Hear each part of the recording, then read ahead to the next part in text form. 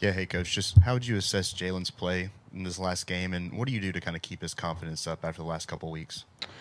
Well, I think none of us coached or played well enough in the game Saturday, and that starts with me. Our ability to execute consistently and take advantage of the opportunities that we were presented. We obviously fell short in that in those spots, and it's all of us. We're all involved in that. And Jalen's an extremely confident player. I have no concerns about that at all. His preparation creates that confidence for him, and I know he'll get back to work this week, just like the rest of our players will. Go to the far left, Chase. On Saturday when y'all were checking plays at the line of scrimmage, instead of Jalen just yelling from the shotgun, we saw him walking straight to both tackles and putting the call right in the ear hole. Was that effective, or were there a lot of communication issues despite that? Well, in those environments, you don't really have a choice on how you have to communicate relative to the proximity to one another. You have to get that close to be able to talk. And I would say that we had some communication issues. There's no doubt about it, particularly early in the game. I thought as the game went on, our guys settled down and adjusted to the crowd. But that's something that, moving forward, we'll have to be cleaner and better when we get back into those environments. Second row in the middle. Let's go to Matt. Coming your way, Matt. How much of the run game struggles on Saturday were like y'all sort of self-inflicted, or was it something Tennessee was doing? Well, I want to give credit to our opponent, on some of the things that they did, but I thought there were some execution issues by all parties, whether it was decision-making in read plays, whether it was simple fundamentals or technique. I thought there were some effective runs in the game where guys did a nice job and we were headed up correctly, and the runners did a nice job of running hard and physical, but it wasn't consistent enough, and certainly that starts with me, and our ability to put them in the best positions to be successful and ask them to do the things that they can do well. And there's lots of those things, and we just got to make sure that we tighten that up and do better, because I do think this is a group that can run the ball effectively. And we got to make sure that we improve in that area and give them enough shots at it to show what they're capable of. And so we're looking at that first as a staff, and then certainly, identifying the things that we need to improve on, because that's an area where I think we can do a lot better than what we've done. And I know we have the players to do it. I know we have the scheme to do it. I know we have the staff to do it. And so that certainly will be a point of emphasis for us this week for sure. Second row on the left, Katie. The defense forced 3 turnovers on Saturday, and then y'all weren't able to score after any of them. Just kind of what was maybe the teaching point of that, of being able to take advantage of those opportunities the defense sets up for you? Just that, that you have to take advantage of those opportunities in those games against the teams that you're playing against, and credit our defense for doing that. And to this point, in the games where we've played the best collectively as a team, we've done that. Our defense has created turnovers, and we've been able to, put points on the board off of those. And unfortunately for us this past week, we didn't do that. And that was disappointing because I certainly felt like there were opportunities in the game for us to capitalize on those, and we didn't do it. And so, it goes back to execution, the calls that you make. Obviously, you always reflect on that and what you could have done different. But certainly that was a factor in the game, and that was disappointing. We weren't able to capitalize in those moments. Right next to Kate, Tony. We talk about the struggles and the inconsistencies in the running game. How much does that influence your play calling when you get in the red zone in the shorter field? I guess you're always trying to make decisions that you feel help your team win, and that's a moving target as the game is progressing. I think some of the things that occurred in the game on Saturday, particularly early in the game, is when we were getting behind the chains in second and long situations or third and long. We were in a lot of those in the game. That makes it harder to, be committed to running the ball when you're at second and long situations. And so, you're just always trying to identify what's going on in the game. How are our players seeing it? What is the opponent trying to do, and how can we best attack them based on what the situation that, occurs. But certainly controlling the line of scrimmage and running the football, particularly when you're on the road, is important. And, like I said, we have the players to do it, and we have the staff to do it, and we have the schemes to do it. And so that'll certainly be an emphasis for us moving forward. Staying on the left side, front row, Colin. Hey, Nick. After the game Saturday, it seemed like Jalen Milroe, consistently, he's like took responsibility for the offensive struggles just over and over. I'm curious, like, what is your message to him post game to make sure he, the weight isn't, impactful of, the responsibility of that weight, like, isn't impactful for weeks to come, and like that he, moves on and, in terms of being a leader and kind of the continuation of what you guys want to do offensively. And that he doesn't I think Jalen's made some incredible plays for us this year. I don't think there's any doubt about it. And certainly, some of the success that we've had offensively, he's been right at the forefront of it. And so he knows that, and certainly, when you come up short, there's always plays that you would like back. There's always moments, coaches and players. And that's just not the quarterback. That's everybody. And so, that's part of competition. We know we can play better. We have to play better. We have to coach better, and so I think everybody, that competes at a high level understands what that looks like and how to respond and how to, get up off the mat and get back to work and get prepared and ready to go play in the next, game. And so that's no different for coaches, players, everybody. When you fall short and you don't do as well as you'd like and is what you expect to and what the standard is, you got to get up off the ground and keep swinging and keep working and have confidence in what you've done. I think that's the biggest message to the guys is that we have seen it. It's not like this is something you're chasing that you haven't done or shown.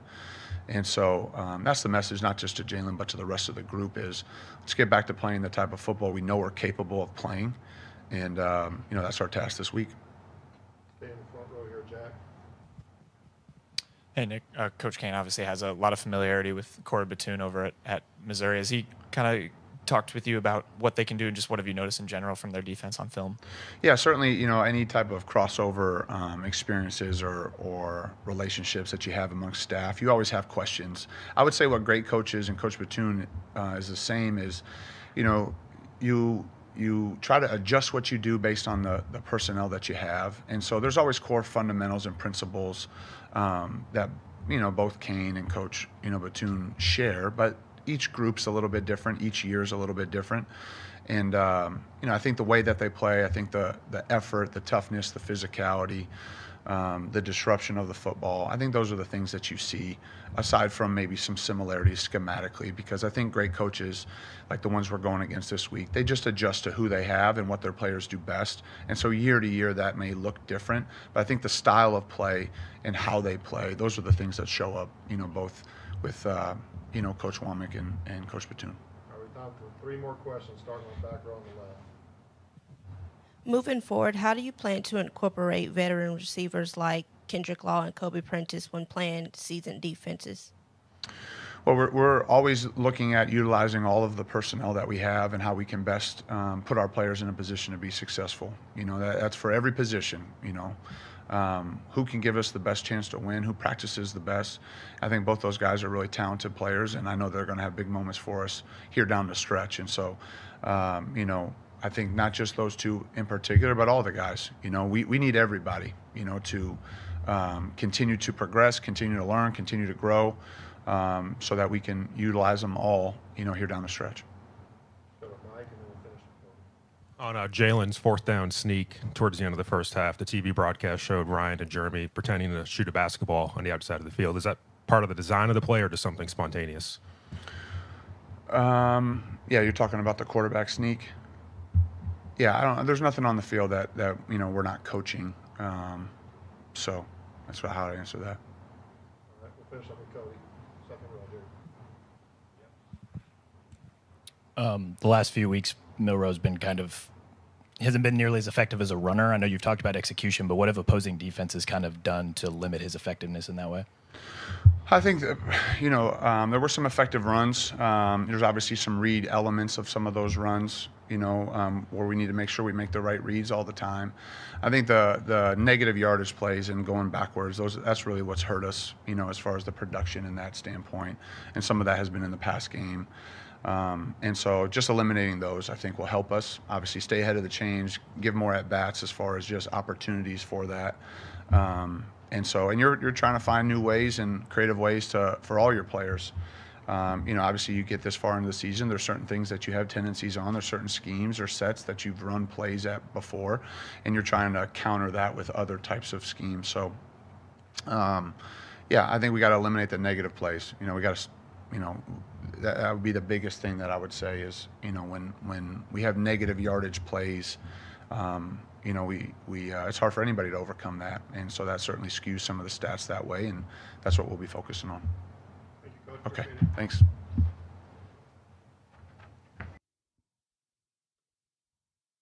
Yeah, obviously, disappointing to come away with a loss, and with a group of guys that played very hard, very physical in the game, left it all out on the field. We ask a lot of our experienced players, ask a lot of some young players that had to step up in some big moments, and I thought our players played extremely hard.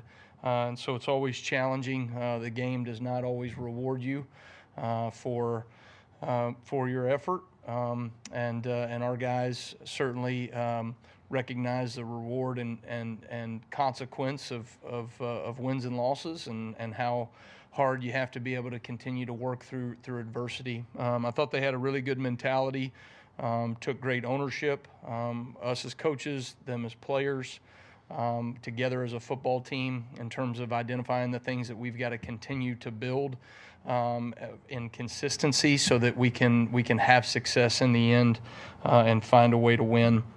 We had 11 game changers. We had 3 takeaways, 3 sacks, 3 3-and-outs, and then 2 4th-down stops in the way of missed field goals that we were able to kind of hold in that high red zone area.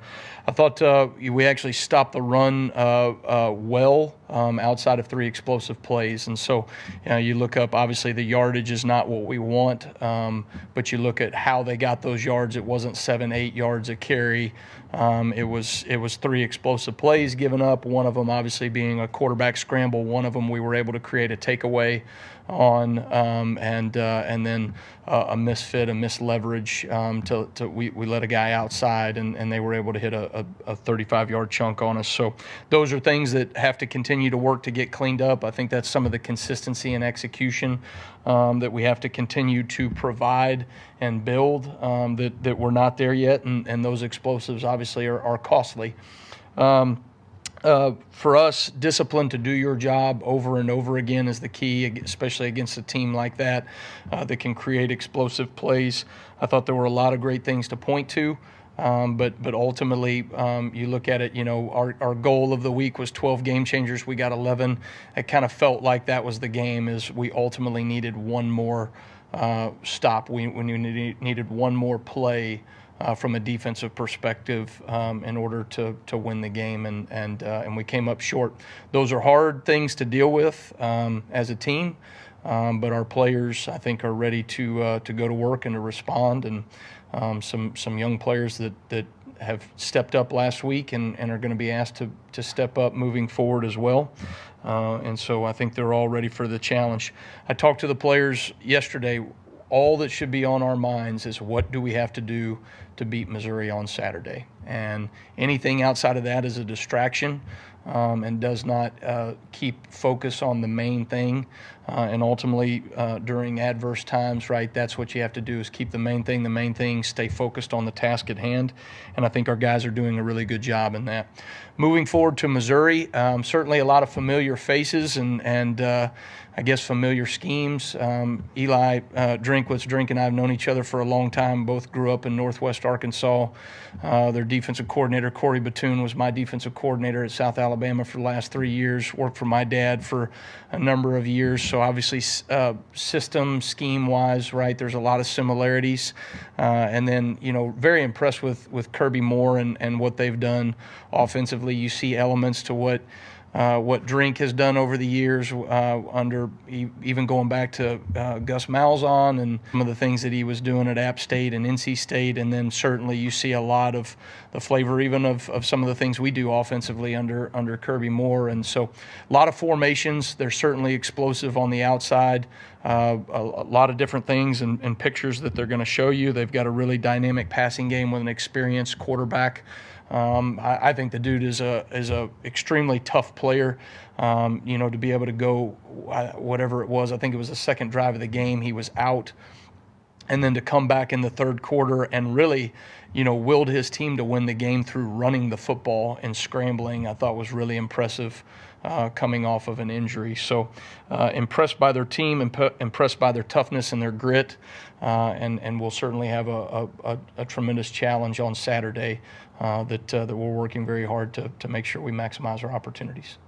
All right, thanks, Coach. Let's start with Charlie Potter on the right here. Yeah, hey, Coach, you mentioned Missouri's ability for explosives downfield. Just how concerning is it when you see wide receivers kind of get open deep on a consistent basis?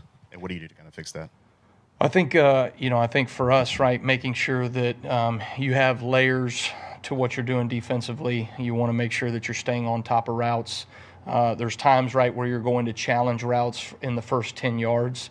And so there's different ways of being able to defend the deep ball. So sometimes you want to stay on top of the route. Sometimes you want to defend it right where you're challenging things in the first 10 yards. And even though you may be, step for a step with a guy or whatever it may be, you've disrupted the timing of the route to eliminate some of the deep threats as well. And I think, those are the things that you've got to just continue to be able to harp and work in and mix it. And pressure is most certainly a huge piece to being able to defend some of the long throws downfield as well.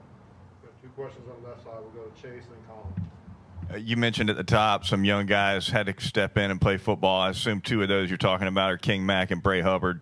How did they play, in your opinion? Well, I thought Bray really did some great things in the game. Obviously, had a huge third down stop when we needed to go 3 and out in that scenario right there and get the ball back for our offense, and he made a hell of a play. I thought he did some really good things in the game. King was asked to do a tough deal. He's played multiple positions, both our field safety and our nickel, the Husky position, and I thought he battled his tail off and made some plays, and ultimately I know he would have loved to have had that last touchdown back, but there's some things that we've got to be able to continue to clean up from a fundamental standpoint and man coverage that he did in certain plays, but ultimately a heck of a play by their team, not taking anything away from it, but certainly he and us would love to have that last touchdown back. Kind of on top of that, I mean, Keon Sabb and Devonta Smith haven't left the field much for you guys, and I'm curious, with what Bray did, with what King did, and some of the other guys that you mentioned, like what did you learn about your DB depth after the Tennessee game, and kind of how much it is, how little, things like that? Well, I think I think there's always a next man up mentality. Those guys have to be ready at a moment's notice. You talk about those things. You have a sense of urgency in practice that the guys that are rolling with the twos have to know that at any given moment, right, they could step in and have major impact on a game. Certainly a game like this where you had, a number of DBs that went down, you can point to this to say, hey, this is why it's so critical, right, that you have the same level of urgency that the guy that may be going out with the starting defense, because at any given moment, right, you're going to come in and have a tremendous impact on the game one way or another, whether you're prepared for it or not. And so certainly I think our young guys, they seem to do that in practice. They have an urgency to be able to get in. Bray Hubbard was a great example of that, goes about his business workmanlike every single day and really prepares with an expectation that he's going to go in, and he produced at a really high level. But it's certainly an opportunity for us to be able to point towards how critical practice habits have to show up one way or another in games. Go right up the middle here, Mike. How would you describe what happened on that illegal substitution penalty where it looked like Moling was pushed King and then he went down? Yeah, I mean, guys, obviously, we tell guys if you're injured or if you're hurt or if you're, pulling up with a cramp, you got to go down in that situation. We're not able to substitute someone when a team is going fast, and so if you're injured, the protocol there is for a guy to go down, and I think we were able. Our training room does a tremendous job, and we got a guy back after however long it was. Any other questions for Coach? Finish up with Katie here on the left. Caitlin talked after the game, about this team hasn't or struggled to play complete football on both sides of the ball. When the offense is doing well, the defense maybe isn't, and vice versa. And I know you're just in charge of one side of the ball, but maybe why do you think that is, and how can that change that this team can play complete football? That's a great question. I mean, those are the things that's the secret sauce, right? How do we play team football, offense, defense, special teams, collectively together to maximize our opportunity to win? You're going to have moments, right, where one side of the ball versus another may be executing better on any given moment. The most ideal thing is that we're all hitting on all cylinders, for 4 quarters, but that rarely happens in a game or in a season. I think as you look at this, there are no excuses, right? The standard is the standard, and you have to find a way to win, and you have to find a way to play complementary football across the board. But these are some of the growing pains that we're going to deal with and continue to work through as a football team. But I think there's a ton of confidence in our players and coaches, and knowing that we are taking steps in a direction to be able to have great team chemistry. I think Kalen does a tremendous job with the culture of our program, the buy-in from our players. And when you have adverse situations like this, it's always about how you respond. And I think our guys have done a really good job in terms of their response, talking to them yesterday, and then certainly the demeanor that they have this morning. All right, thank you, Coach. All right, thanks, guys. Roll Tide.